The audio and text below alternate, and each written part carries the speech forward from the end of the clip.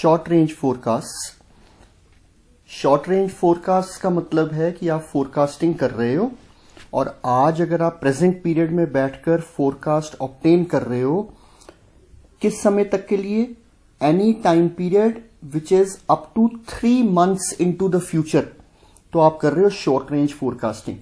Suppose आप कहते हो कि सर आज टी पीरियड मान लेते हैं, प्रेजेंट टाइम को मानते हैं टी पीरियड, तो टी पीरियड में बैठकर, प्रेजेंट टाइम में बैठकर आप अगर पता कर रहे हो कि अगले हफ्ते मेरे किन प्रोडक्ट्स की कितनी डिमांड रहेगी, आप इसके लिए फोरकास्टिंग कर रहे हो, you are doing short range forecasting. आप आज ही बैठे पता कर रहे हो कि आज से एग्जैक्टली 2.5 महीने बाद मेरे कौन से प्रोडक्ट की डिमांड कितनी होगी मार्केट में, तो आप कर रहे हो शॉर्ट रेंज फोरकास्टिंग।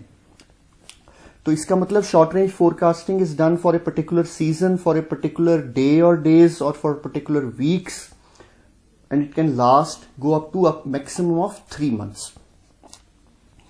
जब फोरकास्टिंग होगी तो आपकी कंपनी, जैसे suppose Maruti Suzuki India limited demand forecasting कर रही है, तो अगर शॉर्ट रेंज फोरकास्टिंग कर रही है तो शॉर्ट रेंज फोरकास्टिंग जिस भी चीज की कर रही है, मारुति सुजुकी इंडिविजुअल जो उसके प्रोडक्ट्स हैं उसके बारे में एंटिसिपेटेड डिमांड फ्यूचर पीरियड में क्या है वो पता कर सकती है। तो Maruti can talk in terms of कि मेरी वैगनआर की डिमांड कितनी होगी आज से 2 साल बाद, 2 महीने बाद, या मैं डिमांड फोरकास्टिंग कर रहा हूं कि जो रिट्स है उसके कितने यूनिट्स एंटिसिपेटेड हैं कि मार्केट मांगेगा 2 महीने बाद, या whatsoever is your period in the range now 2-3 months. So you can forecast in terms of individual products. क्यों करते हैं हम ये फोरकास्ट, क्यों हमें ये इंडिविजुअल प्रोडक्ट्स के टर्म्स में फोरकास्टिंग का पता होना चाहिए? क्योंकि हमने शेड्यूलिंग डिसीजंस लेने। शेड्यूलिंग डिसीजंस मतलब शेड्यूल बनाना है कि कौन से समय पर प्रोडक्शन होते हुए कौन सी मशीन पर क्या पार्ट बन रहा होगा। इतनी माइन्यूट डिटेल्स हम जानना चाह रहे हैं आज ही, ताकि हम प्रॉपरली शेड्यूलिंग कर सकें, छोटी छोटी चीजों की परचेजिंग कर सकें, किन वर्कर से ओवरटाइम करवाना है, किन से सिर्फ नॉर्मल रूटीन करवाना है, वो आज ही बैठे हम ये short range forecasting figures obtain कर अगले 3 महीने के लिए सारी डिटेल्स ऑब्टेन कर लेंगे। One of the main requirements of short range forecasting is that it must be accurate. आज आप फोरकास्ट कर रहे हो अगले हफ्ते शेड्यूलिंग कैसे होगी, ओवर टाइम्स किससे करवाना है। See the forecasting numbers must be very accurate because there is very little time to react to the errors. So आपको शॉर्ट रेंज फोरकास्टिंग में ये तो भाई ध्यान रखना पड़ेगा कि आप जो भी मेथड यूज कर रहे हो फोरकास्टिंग करने के लिए वो अप्रोप्रिएट है, वो एक्यूरेट है और आपको सही रिजल्ट्स दे रहा है, क्योंकि उन्हीं नंबर्स जो फोरकास्टिंग जो नंबर देगी उनके बेस पर ही आप प्लान करोगे एक्टिविटीज को जो बिल्कुल इमीडिएट फ्यूचर में आने वाली हैं। So there is no scope for error. Then which of the quantitative techniques is used for short range forecasting? Students हमने देखा 3 तरह की मेन टेक्निक्स होती हैं, 2 ब्रॉड कैटेगरीज हैं, क्वालिटेटिव एंड क्वांटिटेटिव। क्वांटिटेटिव में आगे कॉजल मेथड और टाइम सीरीज मेथड, तो टोटल 3 मेथड्स बन गए, जजमेंटल या क्वालिटेटिव मेथड्स, क्वांटिटेटिव में कॉजल मेथड और क्वांटिटेटिव में ही टाइम सीरीज मेथड। तो इन तीनों टेक्निक्स में से हम कौन सी टेक्निक यूज करते हैं शॉर्ट रेंज फोरकास्टिंग के लिए? हम यूज करते हैं टाइम सीरीज मेथड, क्योंकि टाइम सीरीज मेथड ये मानता है कि जो इमीडिएट पास्ट में हुआ है वही इमीडिएट फ्यूचर में भी होता चला जाएगा, हम एक्सट्रापोलेट कर देंगे बस। कॉजल मेथड भी एक्यूरेट रिजल्ट्स दे सकते हैं, लेकिन कॉजल मेथड थोड़े महंगे होते हैं। महंगे का भी उतना सवाल नहीं है, कॉजल मेथड को डेवलप करने के लिए समय चाहिए होता है, क्योंकि आपने डेटा कलेक्ट करना है, कौन से फैक्टर्स इफेक्ट करते हैं मेरे प्रोडक्ट की सेल्स को, फिर उनमें मैथमेटिकल फॉर्मूला आप डेवलप करते हैं, फिर जाकर ये काम होता है। तो उसके लिए आपको तकरीबन आज अगर बैठे आप कॉजल मेथड यूज करना चाह रहे हो तो भाई 4-5 महीने तो मिनिमम टाइम उसके लिए चाहिए। तो आप शॉर्ट रेंज फोरकास्टिंग के लिए कॉजल मेथड्स यूज नहीं कर सकते। एंड फाइनली अगर आपका प्रोडक्ट ही नया है, आपके पास पास्ट सेल्स पर डेटा ही नहीं है, तो ना आप टाइम सीरीज मेथड यूज कर सकते हो ना कॉजल मेथड यूज कर सकते हो। फिर तो आपको यूज ही करना पड़ेगा कौन सा method? the judgmental method or the qualitative method. Then medium range forecast. अगर आप आज टी पीरियड में बैठकर फोरकास्टिंग कर रहे हो एक फ्यूचर पीरियड के लिए जो आज से 3 महीने की दूरी पर है और हर 3 महीने से 2 साल की दूरी तक पर हो सकता है। इस पीरियड के लिए अगर आप डिमांड फोरकास्टिंग कर रहे हो, इसको कहते हैं मीडियम रेंज फोरकास्टिंग।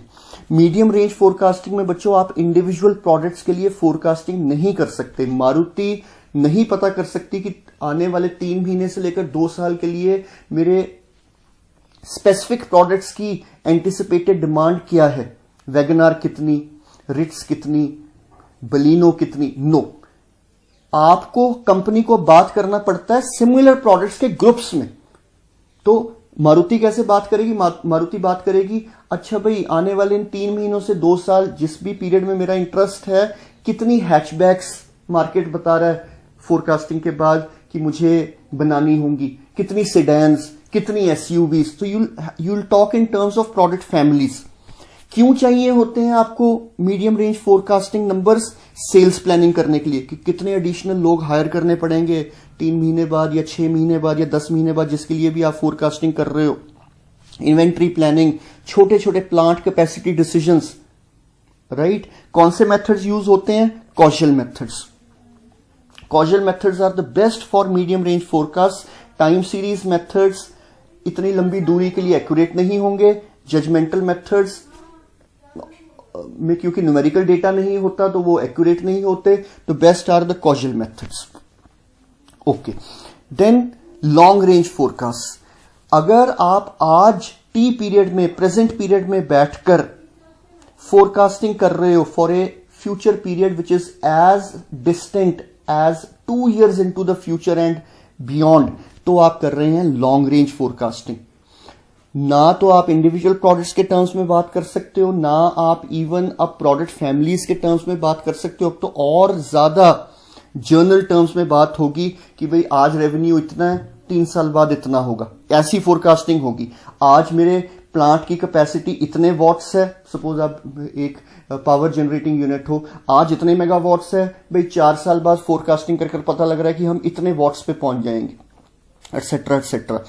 तो इनके लिए ना तो आप टाइम सीरीज मेथड्स यूज कर सकते हो, ना आप यूज कर सकते हो कॉजल मेथड्स।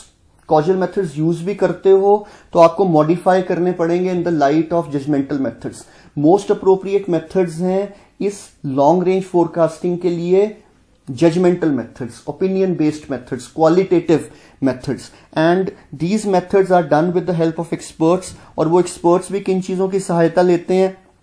वो लेते हैं टेक्नोलॉजिकल चेंजेस क्या चल रही हैं, ठीक है, इकोनॉमिक स्टडीज क्या कह रही हैं, मार्केट सर्वेस क्या कह रहे हैं, एटसेट्रा एटसेट्रा।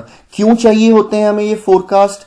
हमें इसलिए चाहिए फोरकास्ट क्योंकि इतने लंबे समय के बाद अगर हमें प्लांट लोकेशन, किसी नया प्लांट खोलना है, उसकी लोकेशन क्या होनी चाहिए, कैपेसिटी प्लानिंग हमें करनी है नहीं करनी है, R&D पर हमें कितना पैसा खर्चना है, सेल्स एंड एडवर्टीजमेंट बजट्स पर कितना पैसा खर्चना पड़ेगा, सीन कैसे चेंज हो रहा है। For this long range forecasting has to be done. So students, with this this figure consolidates everything.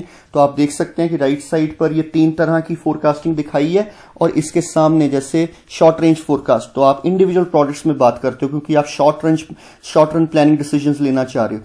लेकिन अगर आप मीडियम रेंज फोरकास्टिंग करते हो तो प्रोडक्ट फैमिली के टर्म्स में बात करते हो। अगर आप लॉन्ग रेंज फोरकास्टिंग करते हो तो आप देखिए कितना दूर हैं प्रेजेंट से, और आप अब लॉन्ग टर्म प्लानिंग डिसीजंस लेते हो लॉन्ग रेंज फोरकास्टिंग की सहायता से। So thank you for watching. Next we'll discuss in the next session. Thank you so much.